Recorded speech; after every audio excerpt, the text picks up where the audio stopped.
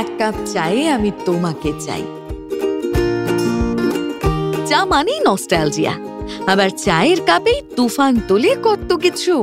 কিন্তু সেই চাই যখন সৃষ্টি উল্লাসে বলে ওঠে নতুন কথা।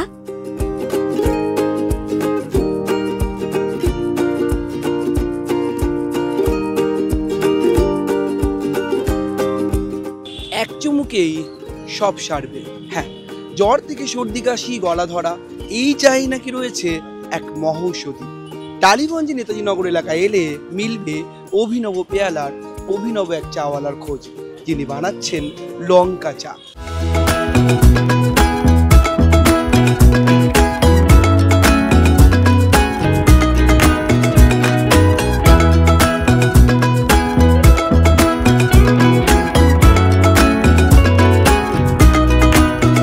টালিগঞ্জের নেতাজি নগর ফিউচার ফাউন্ডেশন স্কুলের ঠিক বিপরীতে ঋষি অরবিন্দ পার্কের কাছেই রয়েছে মন্ত্রী অরূপ ছোঁয়ার এই অভিনব দোকান। মোমো থেকে শুরু করে লুচি, খাদ্যরসিক বাঙালির স্বাদের বাহারে বিস্ময় সৃষ্টি করেছে লঙ্কা চা। ঝাল দুর্নাম ছড়িয়ে নতুন ফ্লেভারের এই চা ঝড় তুলছে রোজ। কে নেই সেখানে? হেভিওয়েট মন্ত্রী অরূপ বিশ্বাস থেকে শুরু করে অভিনেতা, সঙ্গীত শিল্পীরা চায়ের হাটে হাজির হচ্ছেন সকলেই। সদা ব্যস্ত অরূপ বিশ্বাসের হাতেও শোভা পাচ্ছে লঙ্কা চা।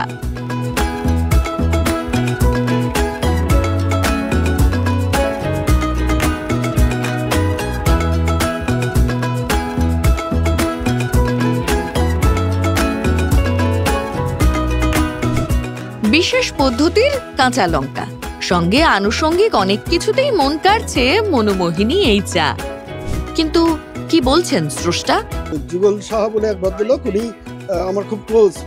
উনি আমাকে বললো যে এখানে সঙ্গীত মেলাতে অনেকগুলো স্টল হয়েছে, তো আমরা চা খেতে গিয়ে দেখলাম ঠিকঠাক চা নাম দিয়েছিলাম সেই ধরনের চা আমরা পাচ্ছি না, তো আপনি কি আসবেন?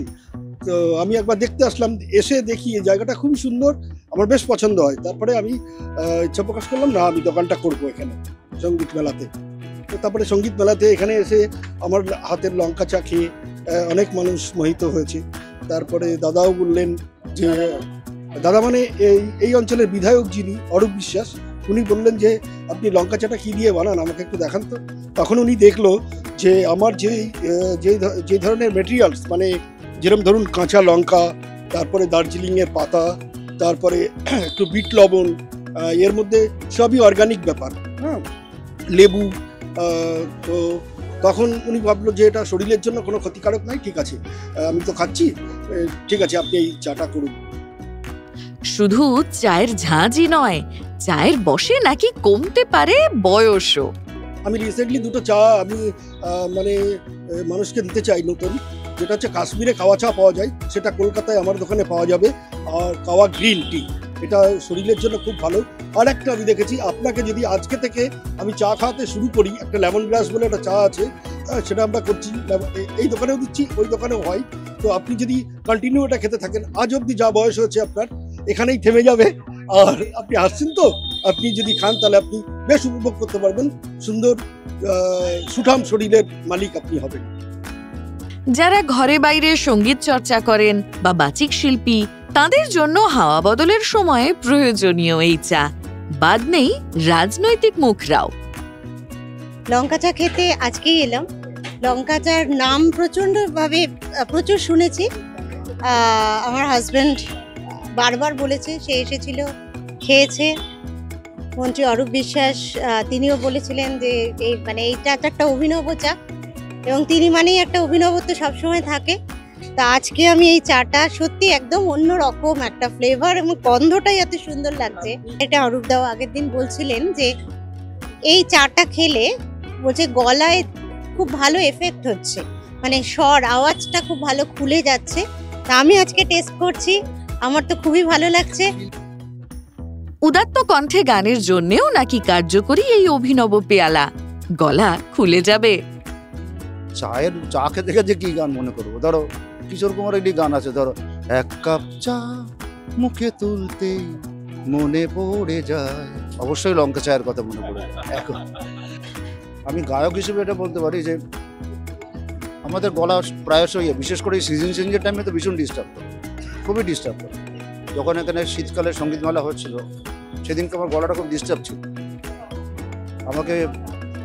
আমি দুবার এই চাটা খেয়েছি। খাবার পরে গলাটা এত সুন্দর ছিঁড়ে গেল, মানে শ্লেষ্টা ফ্লেষ্টা সব কেটে গেল, গলাটা উদাত্ত কণ্ঠ হয়ে গেল এবং প্রোগ্রামটা আমার সুপার ডুপার হিট হয়ে গেল। আমি সেদিন থেকে প্ল্যান করলাম, তার মানে এরকম তো কোনোদিন লঙ্কা চা খাইনি। চায়ের দাম মাত্র 30 টাকা। চাইলেই মুহূর্তে পাবেন শ্রীলঙ্কার ওলং টি, হিমালয়ের ঢালের লিঙ্গিয়া বা আফ্রিকার জাংপানা চা। মাত্র 30 টাকা থেকে শুরু করে এক কাপ চায়ের দাম রয়েছে 520 টাকা পর্যন্ত। লঙ্কা চা খেয়ে একটু এগোলেই পাশের স্টলে মনোমোহিনী স্বাদের ধনেপাতার চপ বা 15 টাকায় লোটে মাছের ফ্রাই। শেষ পাতে চমকে দিতে অপূর্ব স্বাদ নিয়ে শাড়ির শেষ স্টলে পকেট ফ্রেন্ডলি দামে পাবেন লাইভ মোমো।